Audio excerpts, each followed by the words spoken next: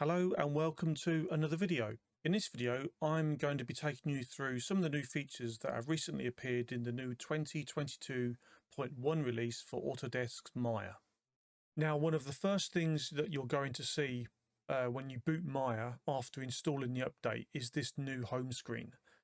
And this seems to be one of many features that are included in this point release that seem to be aimed at trying to improve the overall experience of using Maya. And they're aimed at both the experienced user or the new user who's just trying to get started into the package. And I think this is a really good idea from Autodesk to start doing this. There's often been many criticisms from users over the years about how to find things, how to start learning the package, and other packages are now taking a similar approach to this, and obviously Autodesk have looked around and seen the market and have reacted accordingly. So this is, I think, a good move and something that's long overdue. Now, having this kind of home page or this landing page isn't anything new. There's many software vendors that do it and include it in their packages. Even the likes of Epic and Unity do it for their engines as well. And I guess the idea is about presenting the user with some options up front before they then go into the main package itself and then continue to do their work. Here on this new home screen, we've got the options to start a new file or to open a scene or choose a project. But then we've also got the recent files here as well. And these are obviously going to look at the recent files list that is available through Maya and then include them here. So there's just one example here. I can see the name, I can see when it's modified, the size, and this is a little bit better than what's included in the UI because the main UI just gives you a list, whereas here you've got a little bit more information, and you can easily just click on these dots here and it gives you a few options about whether you want to go to the actual file location or copy the path or even just remove it. So it's good to have a few more options than what you're currently used to. What is interesting is that they've also included these extra pages here. So we have this getting started page now, and this seems to be all about getting tutorials and learning materials straight in front of a user before they go into the package. And I think this is a really good thing to see. And they've got two new options here around starting an interactive tutorial or even a quick tour, and I'll cover those in just a moment. But then they've also got some of the basics here as well. Again, if you're coming to the package for the first time, then as an experienced user like myself, it's all too easy to take things for granted. Whereas if you're a new user and you just don't know much about it, then I guess you're going to be trying to find things of just how to do the actual basics. They've also included all the current learning materials and help documentation here as well, so we can quickly cycle through some of the main tutorials. We can open them in a browser. We've got links to the official YouTube channel, the knowledge site at Autodesk, the area, and also the usual documentation and command references that many of you will be familiar with. So again, it's good to have these up front in the software. And then there's another good option here about what's new. So again, this is all available through the menus, but many people just don't actually look at it. And I think the idea is to get this up front straight away, so you can just get a highlight or summary of what's new in this version of Maya, and then you can choose any one of these to go into them, and if you want to find out a little bit more about them, which I think is a really good option as well. And then finally, you've got community pages, so you've got links to all the main social media channels, Reddit, and also the GitHub repository. But then you've got the forums, the gallery on the area, tutorials and downloads as well from the area, but then also the ability to share ideas. So Maya does have a section on their forums about you can suggest ideas that maybe the dev team want to look at, so they'll be triaged down at some point, and you can also report a problem as well if you want to log a bug or two. But I think what's also interesting about this is apparently it's depending on when you boot the package. So for an example, I've already got Maya installed, and so when I booted the new version, it went straight to the recent page. But apparently, according to the documentation, if this is a fresh install and you've never booted Maya before, you'll be presented with a screen which will ask you to choose what type of user are you. Are you a new user or are you an experienced user? If you choose new user, it will take you straight to this started page. So this will be the default that you'll boot into. But then if you choose experienced user, apparently you'll go to the what's new. So again, they're already trying to steer you down a certain path based upon your choices that you select up front. But of course, because I'm already got this version installed, I didn't get presented with that screen. So that's basically this main home screen. Now, if you're an experienced user, you're thinking, "Oh, this is okay," but you know what? They've got something similar in Adobe as well for Photoshop and Premiere, and I didn't like it then, and I don't like this now.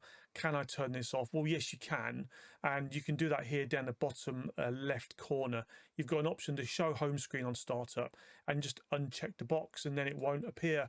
But you can always get back to it at any time. Now, if you want to bypass this as well before going into these pages, you've got the option here at the upper right corner to just go straight to Maya. Now, this is a little bit too close to the X button here when you close the package, so I can see many people perhaps moving a bit quickly and accidentally closing the package. So maybe Autodesk may want to change that going forwards. But again, if we just bypass this here, go to Maya, and then we go straight into the main package. Now, at any time, if you want to go back to that home screen, there's a couple of ways you can do it. You can go to the Windows menu, and the first option you've got is the home screen, and you select that and you're back at it. Or you can actually go to this little home button right here in the upper left corner of the user interface on the top menu there. If you select that, it'll take you back there as well. Now, the one thing I'd noticed is I couldn't find a way to edit this. So I wondered if there was an environment variable or script or config somewhere, because I wondered that it might be useful for some users or studios to actually change this. If this is a mechanism that always appears or can always appear, then maybe some studios may want to add their own sections here, particularly if they've got an internal intranet or wiki page or some kind of documentation.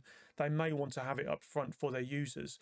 So it would be a really useful idea to kind of have it here as well, but I couldn't find anything that would allow me to edit this. So maybe this is coming. This is just the first release that this has appeared in Maya, so I'm sure that Autodesk have probably got some plans for it, and hopefully we'll see some modifications going forward. So before moving on, I just want to take a moment and look at the getting started section of this new Maya homepage, and in particular the tutorials that are displayed here. And I think depending on what type of user you are will depend on which tutorial you'll probably get the most value from. Now, these tutorials seem to be aimed at the more newer or beginner user of Maya, whether or not they're coming at it for the first time, as in they've never used Maya before and perhaps only have a limited knowledge of 3D, or maybe you're coming to Maya from another 3D package and you don't quite know your way around the package and what to do, and you're looking to basically transpose the knowledge that you currently have into the context of using Maya. Now we'll take a look at this first one here, which is this interactive tutorial, and this seems to be a very, very basic breakdown of the tools and features in Maya. And it's only very short as well, so it says it's only 10 minutes. But if we click this, we can explore what's actually going to happen. Now, when you click this, what will happen is it will load a scene in the background and take you into Maya. So you have to be a little bit patient here, and then you get this screen with this floating window here.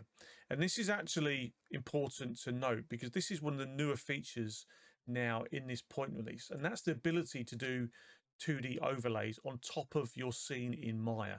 So apparently you can display text, images, and even animated GIFs on top of the Maya UI. And they're saying it's great for showing users instructions or diagrams of certain tools or scenes. So this tutorial kind of has a dual purpose. It can act as an intro into Maya, but also give you an idea of some of these overlays that you're going to see more of. There's also another thing to this as well about the state machine in Maya, and I'll come to that in a moment. So what we'll do now, if I just click Start, and it will trigger the animation, and now it will play back this sequence. And then it seems to be that we're introduced to the MayaBot, and we'll get some instructions, I think, in just a moment. So this is all obviously animation preloaded, and now we get these instructions here at the bottom of the screen. So again, this is all part of the the 2D overlay, but you'll notice how they're triggering, and I'm not actually doing anything. I'm not clicking on anything, and I'm not actually selecting anything. And this is the state machine now in Maya now going to work. So this new state machine is about building interactive experiences and tutorials to maybe give you a tour of Maya. And there's a new Maya stage node that allows you to execute Python scripts in a sequence using this new state machine. And this is what's triggering all these bits here. So obviously they've put this together with the state machine, and now we get some basic triggers. So this is now the intro to the tutorial, and we get some basic instruction here about introducing to rotating the camera around. Try tumbling behind me to look at the horizon. Okay, we'll do that. And again, when I did that, you see, notice it moved straight away. So it's obviously recognizing that I've moved the camera, and I've moved the camera behind the bot, and it's now triggered this new prompt. And I just click next and go through all the extra bits as well. So I'm not going to go through the entire tutorial, but you get the general idea. So I think this is really aimed at the absolute beginner of Maya, someone who's maybe a student who's getting into Maya for the first time. And a student could be at any education level, quite frankly. I don't think it really matters. But again, you might get something out of it, you might not. At any time, you can restart the step, or you can even cancel the entire tutorial and exit, and it will just take you straight back into Maya, and you can now start to even dissect the scene and go into it and see how it's been built up. So it's still a useful learning tool just from that point of view.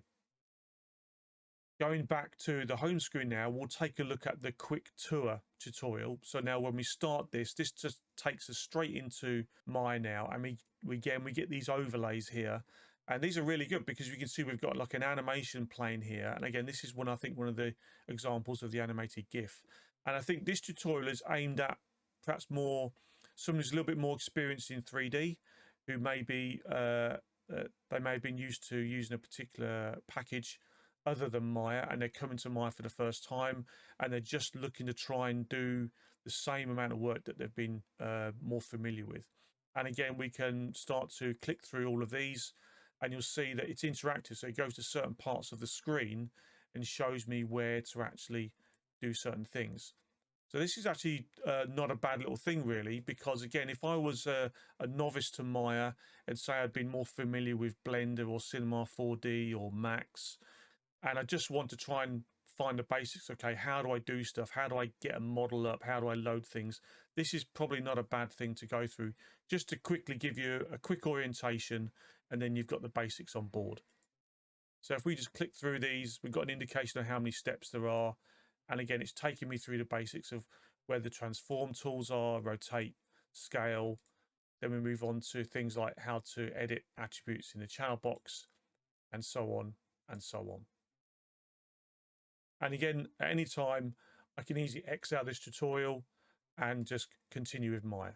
So now, of course, this will just finish that quick tour. It didn't take very long. There's a link here to take you through the interactive one that I just showed you, or you can end it or see all tutorials, and it'll take you back to the home screen. And now you can go through any one of these as well. This will take you through to documentation and also to the area where you can watch the videos as well.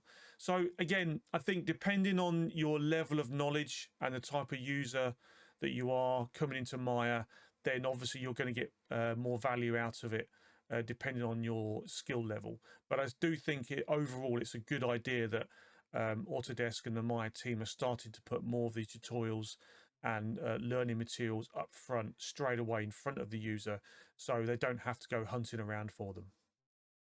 One thing I would say though about these tutorials and this new home screen as a whole is that it's by no means the finished article, and I think the Maya team would probably admit that as well. This is only a point release, so this feels like maybe just the first steps of something else, maybe part of a bigger plan and initiative.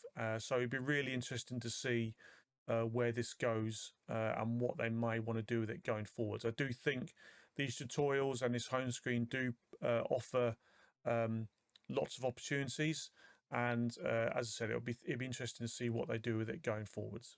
Now, if we get past the home screen, we can now start exploring some of the new features that are included in this point release.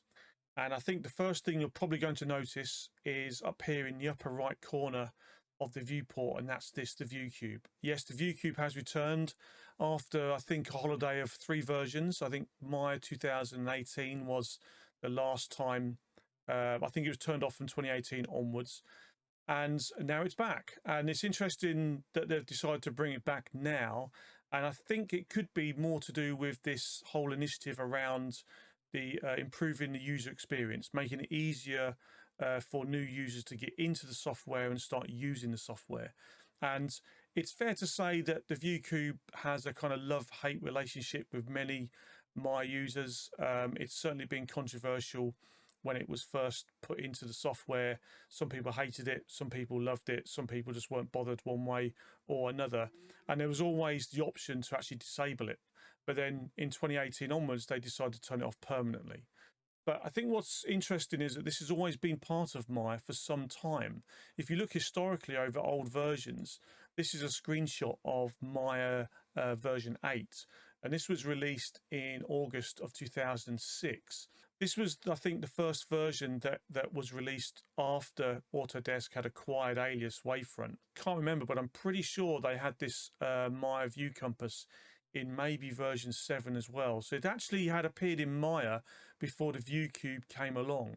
And it was a pretty useful gizmo back then. And then since when it was first introduced, eventually Autodesk decided to replace it with the ViewCube. There was a reason behind that, which I think many people don't always realize, and that was a whole bunch of research that Autodesk conducted around usability and user experience across all of their software packages that they have in their portfolio.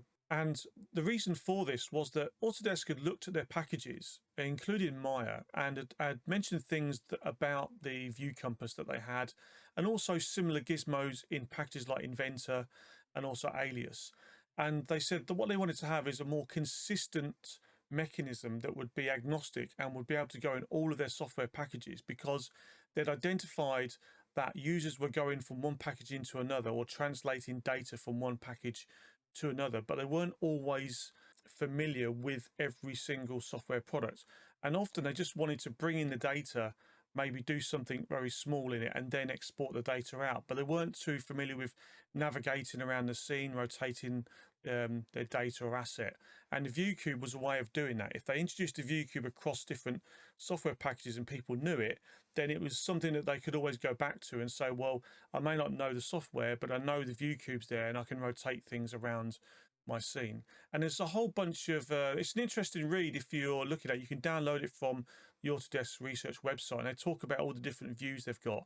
So this wasn't something that they just made up. They had actually put in a good amount of research into it, and there was method to the madness, you might say. I think that's why they've decided to bring it back now. But if you don't like it and had hoped never to see the ViewCube again, don't worry, you can turn it off.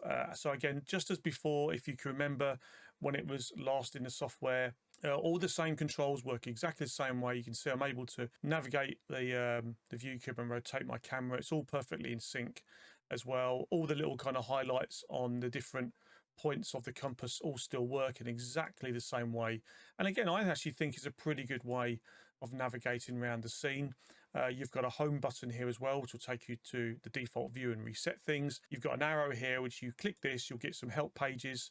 You can hide it here, or you can go to the preferences and permanently hide it. And again, you can also change the position, the size of it, and also the opacity when it's inactive. And one thing I did notice is that it's not quite the same as the previous versions. So the previous version kind of looked like this, so you had almost like a compass around it.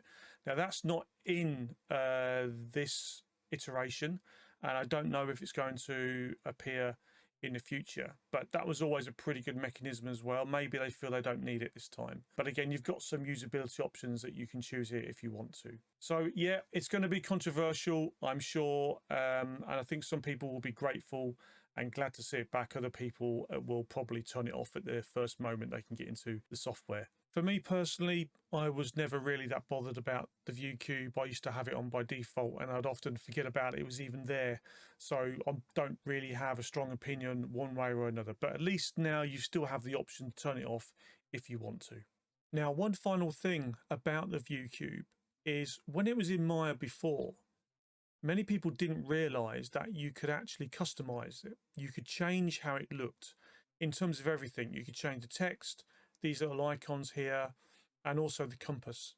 And what you needed to do is to find two PNG files in amongst Maya's install. Now, if you go into Maya's install, you need to find these textures, and you'll find them in the program files. So I'm on a Windows machine. You want C, program files, Autodesk, Maya2022, resources, AutoCAM, textures. And here you will find all the textures that the ViewCube uses, including the little arrow icon and the compass arrows as well. So it's interesting that the compass is actually here. The texture maps are here, but they're not, but it's not displayed here in the viewport. So I don't know if maybe this is going to appear later on in another point release, but these are pretty much the same things that we had before. So it's this map here, VC facemap.png and VC facetext.png. You replace these two and you can change the look and text of your ViewCube. Now, I haven't done it yet in Maya because I've only just really started to explore the new release. But what I have done is I do have Motion Builder 2022 installed, and that also has the ViewCube in it. So what I was able to do, again, finding the same texture map, I was able to change mine to look like SpongeBob SquarePants. And here we go. So I've just able to change it, and I've now got him in the bottom right corner of my viewport. So if you can do the same with yours, then that's great. And maybe share that in the comments below. It's a small thing that if you don't like the ViewCube or the look of it and you just want to make it look a little bit better, then this is something that you could maybe try and do. So the last and my favorite of these new features that are designed to improve the overall experience of using Maya is the new search feature. Having the ability to do a very simple search for things in Maya is something that I know that many users, including myself, have wanted for years. So it's so good to see it finally appear in the package itself. Now, it can be accessed through a number of different ways. The first, the most obvious one, is via the help menu, and it's the first option you see here. So if I break this off and move this down, if I just select it, you've now got this box now appear, but you can't seem to move it. So it will highlight, it will appear in the context of the menu. If I just close that down. Now, you can also access it via the side panel here with this magnifying glass, and you see it's highlighted with the what's new brackets. If I select that, again, my menu will appear. But if you look here, the keyboard shortcut is Control F. So again, anywhere in the viewport, do Control F, and it will now appear. Now, what you can do here, you can search for tools or commands, but you can filter things out as well. For example, if we just look at this little arrow here, we can actually highlight certain things. It'll say, I can search for a mel command, I can search for a Python command, or I could search for literally everything. It's entirely up to me. I can search for scene objects, and again, I can scroll down, and straight away, it will just filter things out by default. But if I want to select search, it will search for literally everything. Now, also on the right-hand side, you've got this little wine glass icon. If I select that, this is like the filters. Now I can choose to search for certain areas. So if I choose Arnold, for example, it will only show me everything that's related to Arnold. And again, I can quickly just deactivate that filter by clicking over it, hitting the X, and it will disappear.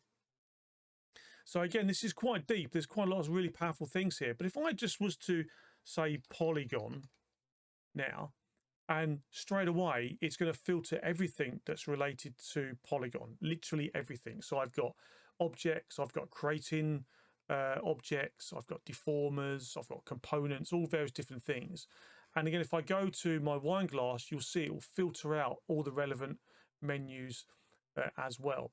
Now, what's really cool is that there's a number of different things I've got here as well. If I hover over certain things, let's say this soften edge.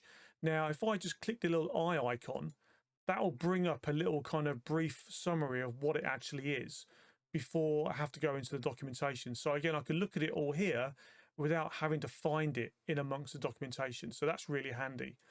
I can also choose, if it's a tool, I can actually go to whatever I want and even maybe open it up. So again, I can open the tool from the search, or I could just choose to look at it. I can also add it as a favorite. So this bend deformer that I searched for as well, it's appeared in like a history. I can actually click this little star icon and it'll be a favorite, and that will also appear under my favorites filter here. So I can search for certain terms. I can save those terms as my favorites, so that when I'm searching again, it will only search for those particular things. So again, this is just the first iteration of this feature. I can see this growing over time and being expanded upon even more. But from what I've seen so far and when I've tried to use it, it's found pretty much everything I've been looking for.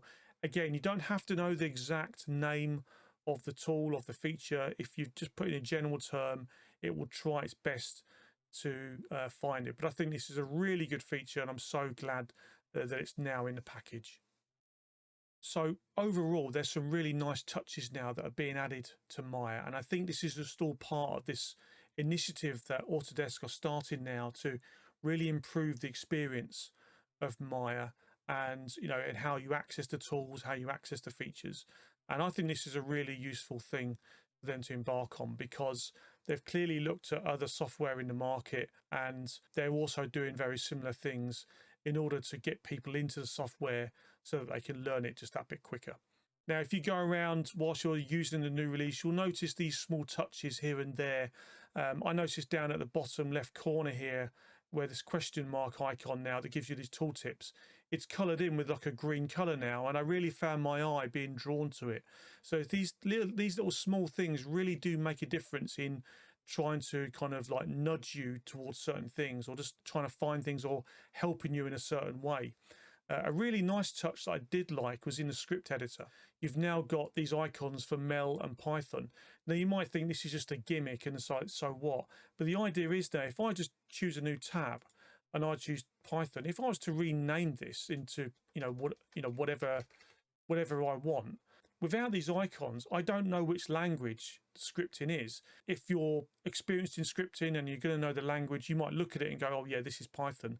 If you're looking at it at a glance, you might not realize that. So these small little touches are just enough to give you an idea of what's actually there before you then start going into it. Again, nice touches. I think it's really good to see, and it'd be very interesting to see what Autodesk do with this going forward in future releases.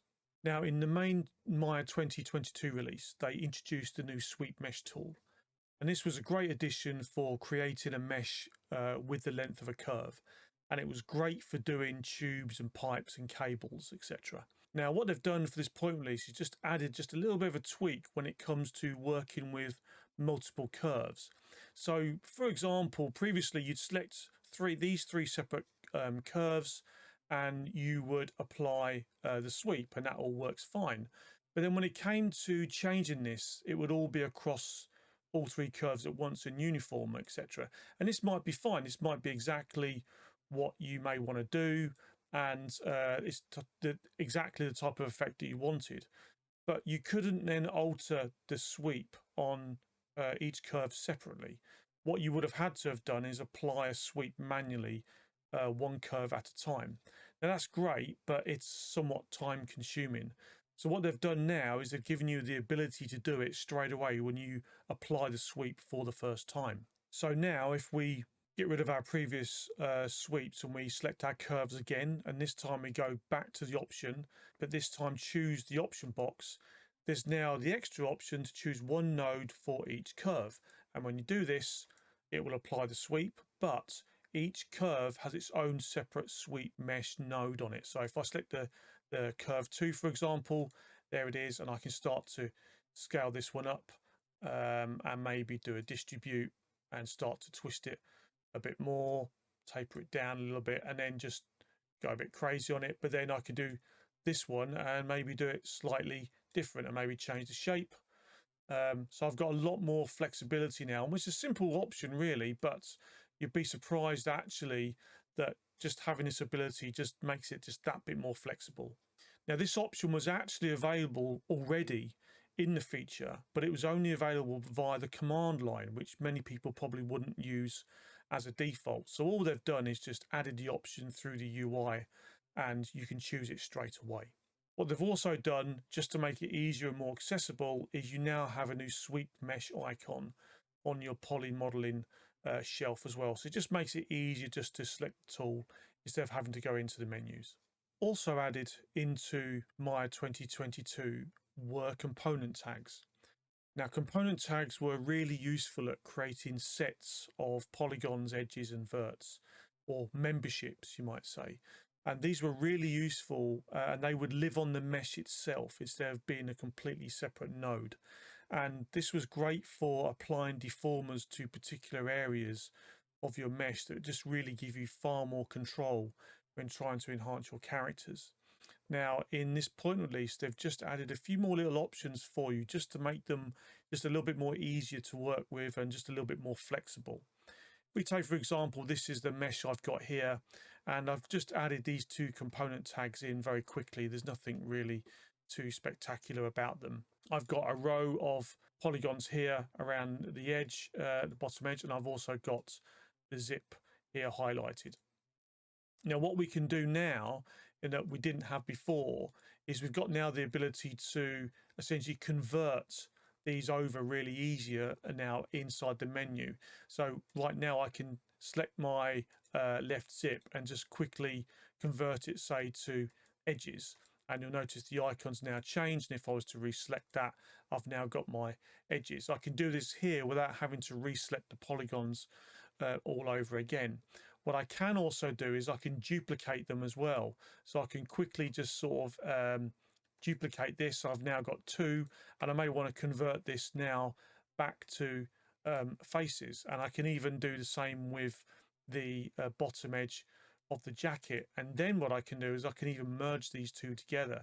So I can select this one and this, and now merge them together into a merge component tag, which has got all the components together.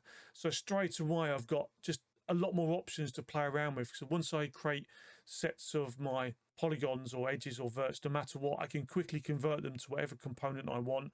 I can merge them together, then convert them back again. And all the time, I can just add to them and delete them. I've got way more flexibility now. Also added to this point release is some extra functions and updates to deformers and how they can work with component tags. And there's some really nice additions here which I think are going to prove useful to many different people. For example, this is just a simple cylinder which I've applied a non-linear sine deformer, and we can see I've got it added here in the attribute editor, and I can do whatever I want with it. I can now apply like a fall off to this as well, and I can visualize that now in the viewport. So for example, I can go to my input attributes now where I've got component tags, and I've got everything on all at the moment. But if I had them listed here, what I can now do is I can right click and then add a type of fall off onto the deformer, and I can apply different types of fall offs as well. So I've got primitive, uniform, proximity. There's some really good stuff here. So a primitive fall off, for example, if I add this, it will now add like a shape, and it will appear now in my outliner, and I can now control now where I want the deformer to apply. So you can see already, if I just move it around, I can actually control exactly the fall off where I want my my effect to appear. So this already gives me way more flexibility and control, and I can do it based on the component tag. And again, I've just got a lot more flexibility now, and I can start adding multiple different things here. And also I can even visualize this as well. If I go to the fall off, I can right click this and choose weights visualization. And when I do this, I've now got a color key visual feedback as to where the actual fall off is appearing and how much it's being controlled by. And again, I can scale this up if I want to as well and do it over the entire mesh. And again, this is all animatable as well. It's another object in my outliner, which gives me way more control than what I previously had. And this is just a simple primitive fall off, and that's all it is. So of course, this really gives you a lot more flexibility and does open up various opportunities for controlling your deformers, the fall off, the proximity, and all kinds of different things. Now, we saw earlier on from the interactive demos that they had this robot rig character. And in the documentation, they explain that this rig is freely available for you to use. And it's definitely worth checking out if you're not particularly good at rigging characters and you just want to have something to play around with, or maybe you want to explore it and see how they've set it up, because they really do give you a fully rigged character of all the extra bits that you need. You can access the asset by going to your Windows and content browser, and you've got all the scenes and everything to do with the interactive demo as well, which are really handy. And of course, there's lots of examples of how to do the state machines and also the 2D overlays. So these are really worth checking out if you want to explore those features in greater depth. But underneath the animation and the rigs, you've also now got the MayaBot, which you can just import in. And then you've basically got a fully rigged character. So everything's all set up for you. It's been rigged with human IK. So if you select the controller here, you should be able to move it all around, no problem. You've also got HIK properties here in the attribute editor. If you select any one of these controllers, you've got extra sliders here to mess around with, so you can start to play around with the eyes as well. So it's all rigged up, all ready to go. You just need to just do some animation. It's also, this has all been done with Mesh as well. So if you want to see how to set that up, you can start to explore the rig. This has all got Arnold shaders on it as well. So again, if we turn on Arnold in our viewport, you can see our character is all lit and rendering perfectly. So all you need to do now is put it into an environment and just play around with it. So it's a useful little addition to anybody who's maybe not particularly skilled at rigging at the moment and just want to learn to do it, or maybe they just want a character to play around with and they don't want to really go through all the hassle of rigging it up. So overall, I would say this is a really good point release. It's only a point release, so you often only get some small enhancements, but I think what the enhancements they have included, I think, are really useful and are definitely adding to the product, especially around the steps to improve the usability of the software and also the user experience. Of course, this is a point release, so what they've also done is they've rolled up all the new updates as well. So all the latest updates to Bifrost are now included, and you've got details of what's in that update inside documentation. USD has also been updated as well to the latest version, and there's some really good stuff there as well. The bit I like in particular is that they've now added the options around selections. So this was available before, but only via command line, but now it's available through the UI. So this is, you've now got a USD selection mode. So if you want to just select components or assemblies straight away, you can filter it here. And that's really useful when you've got a large scene that you've put together with USD assets. Also worth noting as well is that in the documentation, Autodesk have especially highlighted this migrating to Python 3. So in the main 2022 release, they included Python 3, but you could actually still boot up into Python 2, with the exception of the Mac version. So the Mac version was Python 3 only, but if you were on Windows or Linux, then you could still start Maya in Python 2 mode. However, what I'm reading from this is I think Autodesk are really now starting to make it known that you really should start transitioning any of your tools or scripts to Python 3, because though I don't know what's going to happen in the future, I wouldn't be at all surprised if eventually Autodesk decide to deprecate Python 2 completely from Maya, and Python 3 will be the only version going forwards. They already highlight here that the Python Software Foundation actually stopped supporting Python 2 in January 2020, and in response to that, Maya 2022 starts in Python 3 mode by default in all platforms. So again, that's the first stage, and I think they will eventually turn this off. And it's interesting that they put this in the documentation as well for people to see. So I think that really starts to maybe show some indication of their intention. So I hope you found that overview of the new 2022.1 release useful and productive. Thanks for watching, and I'll see you again next time.